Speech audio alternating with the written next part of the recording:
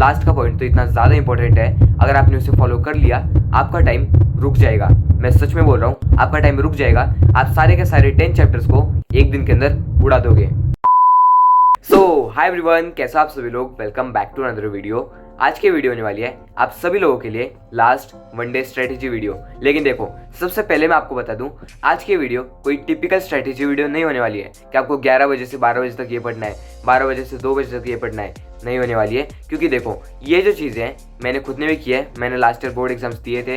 अगर आपका एक चीज़ भी, एक पॉइंट भी ऊपर नीचे हुआ, पूरा स्केड्यूल खत्म हो जाएगा, आपका पूरा दिन वेस्ट हो जाएगा। इसलिए मैं ये चाहता हूँ आपका बिल्कुल भी टाइम वेस्ट ना हो। अगर आपको बहुत ज़्यादा टेंशन आ रहा है या फिर साइंस 2 के एग्जाम से डर लग रहा है, बिल्कुल भी मत डरो। आज की वीडियो सिर्फ आपके लिए है, क्योंकि आज की इस वीडियो में मैं आपको कुछ ऐसे पॉइंट्स बताऊंगा जो आपको हेल्प करेंगे लास्ट के एक दिन के अंदर स्मार्टली पढ़ने के अंदर। क्योंकि अपने चैनल का नेम है क्रैक स्मार्टली। अगर आप हमारे चैनल पे फर्स्ट टाइम आए हो, आपको यहाँ पे एक सब्सक्राइब का बटन दिख रहा होगा, उसे क्लिक करो और शेयर करो अपने सारे फ्रेंड्स के साथ। सबसे पहले हम बात करते हैं पॉइंट नंबर 1 की, दैट इज समझो कि किस टाइप के क्वेश्चंस पूछे जाते हैं। अगर आप समझोगे ही नहीं कि कौन से चैप्टर में से किस टाइप के क्वेश्चंस पूछे जाते हैं, आप लिख के कैसे आओगे।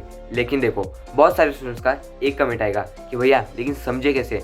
भाई रिसोर्सेज आपके सामने है, जाके PYQs को देखो कि कौन से चैप्टर में से किस टाइप के क्वेश्चंस पूछे गए। अगर मैं आपको बताऊं, चैप्टर नंबर 4 में से ज़्यादातर सेल्फ रिस्पॉन्स टाइप के क्वेश्चंस आए हैं। वहीं पे चैप्टर नंबर 5 में से ज़्यादातर फ्लो चार्ट्स और 2 मार्क्स वाले क्वेश्चन आए। ये चीज़ मुझे कैसे पता चली? भाई मेरे कोई सेटिंग नहीं है बोर्ड पेपर सेटर के साथ, लेकिन मैंने एनालाइज किया है आपके सारे PYQs को, तब जाके मैं आपको ये पॉइंट्स बता पा रहा हूँ। और देखो गाइस, लास्ट का पॉइंट तो इतना ज़्यादा इंपॉर्टेंट है, अगर आपने उसे फॉलो कर लिया आपका टाइम रुक जाएगा। मैं सच में बोल रहा हूँ, आपका टाइम रुक जाएगा। आप सारे के सारे 10 चैप्टर्स को एक दिन के अंदर उड़ा दोगे। अब हम बात करते हैं हमारे सेकेंड पॉइंट की, दैट इज एक ही कंसेप्ट को घुमा फिरा के पूछ लेते हैं वो लोग। आपके एक ही कंसेप्ट को वो लोग घुमा फिरा के पूछ लेते हैं। कैसे? अब देखो, आपका एक कंसेप्ट है that is evidences of evolution. आपने अगर उसको देखा होगा, वो ब्रीफ में भी आ चुका है, वहीं पे वेब डायग्राम्स के लिए भी आ चुका है। आपको उस लेवल से खुद को प्रिपेयर्ड रखना होगा। अगर आप अपने कंसेप्ट्स को क्लियर रख के जा रहे हो, आप इजीली पूरे पेपर को सॉल्व कर दोगे। रट्टा मारने की कोई भी ज़रूरत नहीं है, रट्टा मारने की कोई भी ज़रूरत नहीं है। लेकिन देखो, अगर अपन रट्टा मारने की बात करें, जो स्टार्टिंग के 3 प्रोसेस हैं, that is transcription, translation, translocation, अगर वो आपको समझ में नहीं आ रहा है कि क्या हो रहा है, फिर आप रट्टा मारो, क्योंकि वो 3 मार्क्स के लिए भी आ जाते हैं आपके एग्जाम्स के अंदर।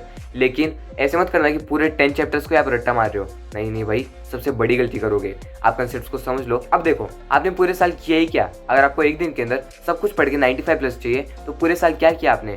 नहीं आने वाले हैं। आपको स्मार्टली पढ़ाई करनी होगी, ताकि जो आपके 60-70 अटकने वाले थे, आप जाके 85 प्लस 90 प्लस लेके आ जाओ। ओके, वहीं पे हम बात करते हैं कि आपको चैप्टर्स को किस तरह से प्रिपेयर करना है, कौन से चैप्टर के ऊपर मेन पॉइंट्स पे फोकस रखना है। देखो, आपका जो चैप्टर नंबर 1, 2, 3 है, ये लाइफ प्रोसेसेस के रिलेटेड है, और ये जो क्वेश्चंस है ये बहुत बार पूछे जाते हैं आपके एग्जाम के अंदर। वहीं पे चैप्टर नंबर 4, 9, ये जो 2 चैप्टर्स हैं, इनके अंदर आप सेल्फ रिस्पॉन्स भी लिख सकते हो। ज़्यादातर सेल्फ रिस्पॉन्स टाइप के क्वेश्चन आते हैं, लेकिन आपको बायोडाइवर्सिटी या फिर जो स्पीशीज एनिमल्स की, उनको अच्छे से याद रख के जाना है। वहीं पे चैप्टर नंबर 10, डिजास्टर मैनेजमेंट, आपको टेक्निकल टर्म्स मालूम होने चाहिए। देखो, ज़्यादातर उसमें से भी सेल्फ रिस्पॉन्स टाइप की आते हैं। समझो, हमको आया था कि what is disaster and explain any 2 types of disaster. अब ये चीज़ आप एक्सप्लेन नहीं करके आ पाओगे क्या? इतने भी डम नहीं हो ना आप, इतने स्मार्ट तो हो कि आप इस तरह से खुद के वर्ड्स में क्वेश्चन को लिख के आ पा रहे हो। लेकिन आप कब लिख के आ पाओगे? जब आप चैप्टर्स को अच्छे से रीड करके जा रहे हो। वहीं पे चैप्टर नंबर 5, 6, 7, 8, ये जो 4 चैप्टर हैं, ये पूरा आपका मेमोरी का गेम है। अगर आपकी याददाश्त अच्छी है, आप अच्छे से लिख के आ जाओगे। लेकिन बहुत सारे स्टूडेंट्स वही बोलते हैं कि भैया हम जो पढ़ते हैं हमें याद ही नहीं रहता है। भाई वो क्यों याद नहीं रहता है? क्योंकि आपने कंसेप्ट्स को ही नहीं समझा है। अगर आप कंसेप्ट्स को समझ रहे हो, आपके दिमाग में वो कहीं ना कहीं फिट रहेगा, और आप खुद के वर्ड्स में भी लिख के आ सकते हो। मैं बोल रहा हूँ, आप खुद के वर्ड्स में भी लिख के आ सकते हो, लेकिन आपको मेन कीवर्ड्स को अच्छे से ऐड करना होगा। अब देखो, आपका जो साइंस 2 का पेपर है, वो मेनली एक्टिविटी टाइप के क्वेश्चंस के ऊपर बेस्ड होता है। Diagrams, flow charts, tables, filling the blanks, इस टाइप के क्वेश्चंस ही मेनली पूछे जाते हैं। इसलिए आपको इनके ऊपर भी मेन फोकस रखना है। आप जब भी टेक्स्ट बुक रीड करोगे, साथ के साथ अगर कोई भी डायग्राम है उस कंसेप्ट से रिलेटेड आप उसको समझ लो, क्योंकि ज़्यादातर डायग्राम टाइप से ही क्वेश्चन आते हैं। हमको तो 5 मार्क्स के लिए आ गया था पॉलिनेशन वाला कंसेप्ट। ओके, आपको अच्छे से समझ के जाना है, क्योंकि देखो तभी आप लिख के आ पाओगे। मैंने खुद ने लास्ट ईयर अच्छे से एक्सपीरियंस किया है और मैं तभी आपको बता पा रहा हूँ कि आपको किस तरह से पेपर को हैंडल करना है, किस तरह से लास्ट के 1 दिन के अंदर, लास्ट के 1 डे के अंदर अच्छे से प्रिपेयर करना है। ओके, और देखो बहुत सारे स्टूडेंट्स का एक कमेंट आता है कि भैया ब्रीफ क्वेश्चंस को कैसे लर्न करें। भाई आपके पेपर के अंदर ब्रीफ क्वेश्चंस पूछे ही नहीं जाते हैं, समझ रहे हो? ब्रीफ क्वेश्चंस पूछ ही नहीं जाएंगे। अगर आपका 3 मार्क्स का क्वेश्चन है वो लोग 3 सब क्वेश्चंस पूछ लेंगे। इस तरह से आपका पेपर आता है। हमने कल पेपर को एनालाइज किया था, अगर आपको चाहिए तो आप जाके देख सकते हो। और वहीं पे आज शाम को 4 बजे भी हम लोग एक इंपॉर्टेंट लाइव सेशन कंडक्ट करने वाले हैं आपके साइंस 2 के पूरे प्रिपरेशन के लिए। So stay tuned with the channel. बहुत सारे स्टूडेंट्स का एक कमेंट आता है कि भैया चैप्टर नंबर 6 तो याद ही नहीं होता है, उसके जो कैरेक्टरिस्टिक्स हैं या फिर कौन सा एग्जाम्पल है वो याद ही नहीं होता है, क्या करें? ज़्यादा टेंशन लो मत। आज दोपहर के अंदर एक इंपॉर्टेंट वीडियो आने वाली है आपके चैप्टर नंबर 6 से related. So stay tuned with the channel. मैं अभी बोल रहा हूँ, सब्सक्राइब करके रखो और अपने सारे फ्रेंड्स के साथ शेयर करके रखो।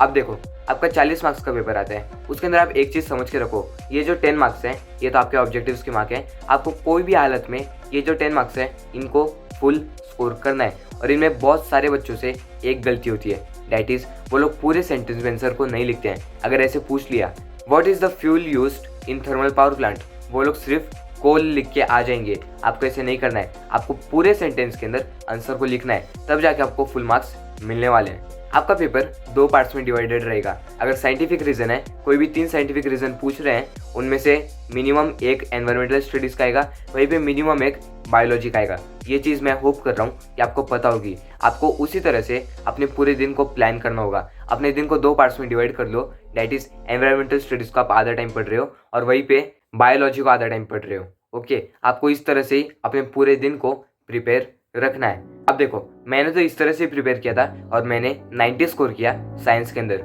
लेकिन मैं ये चाहता हूँ जो भी स्टूडेंट मुझे इस टाइम पे देख रहा है वो 90 प्लस 95 प्लस स्कोर करके आए। हाँ भाई, मैं तुझसे ही बात कर रहा हूँ, चाहे से आप लड़के हो या फिर लड़की हो। अगर आप इस वीडियो को यहाँ तक देख रहे हो, अभी के अभी कमेंट करो #फोड़ देंगे। मैं समझ जाऊँगा कौन कौन इस वीडियो को यहाँ तक देख रहा है और अपने बोर्ड एग्जाम्स को लेके सीरियस है। मैं आई एम सीरियसली टॉकिंग। आपको बोर्ड एग्जाम को फोड़ के आना है। जिस तरह से आपने साइंस 1 के पेपर को फोड़ के आए हो, उसी तरह से साइंस 2 को भी पूरी तरह से आग लगा के आना है। अगर आपका साइंस 1 का पेपर उतना अच्छा नहीं गया, टेंशन मत लो, साइंस 2 के पेपर को आपको अच्छे से प्रिपेयर करना है। ये जो आपका एक दिन बचा हुआ है, इसके अंदर अपनी जी जान लगा दो, पूरी मेहनत से प्रिपेयर करो। Just give your everything because you have nothing to lose. आपको कल एग्जाम देने जाना है और पूरा पेपर लिख के आना है, because you have nothing to lose but everything to win. Give your everything guys, I am saying you all, give your everything to this paper.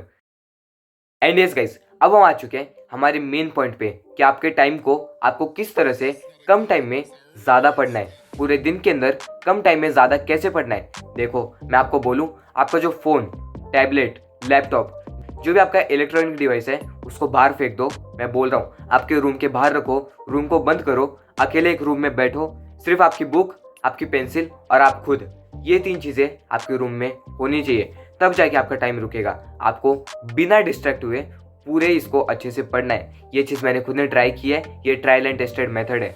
ध्यान से सुनो, मैंने 8 चैप्टर को सिर्फ 3 घंटे के अंदर निपटा दिया था इस ट्रिक की वजह से। आपका तो फिर भी क्लास 10th है, आप अच्छे से पूरे सिलेबस को पढ़ सकते हो सिर्फ 5 घंटे के अंदर, लेकिन उसके लिए आपको पूरा कंसंट्रेशन, पूरा पावर चाहिए, तभी जाके आप पूरे पेपर को अच्छे से लिख के आने वाले हो, अपनी प्रिपरेशन को अच्छे से करने वाले हो। समझ रहे हो ना? आपको रूम को बंद करना है, अपना फ़ोन वगैरह जो भी है बाहर रख दो, बिना डिस्ट्रैक्ट हुए आपको पढ़ना है। ओके, समझ रहे हो ना?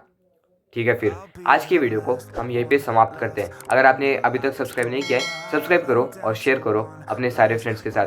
Thank you so much for watching.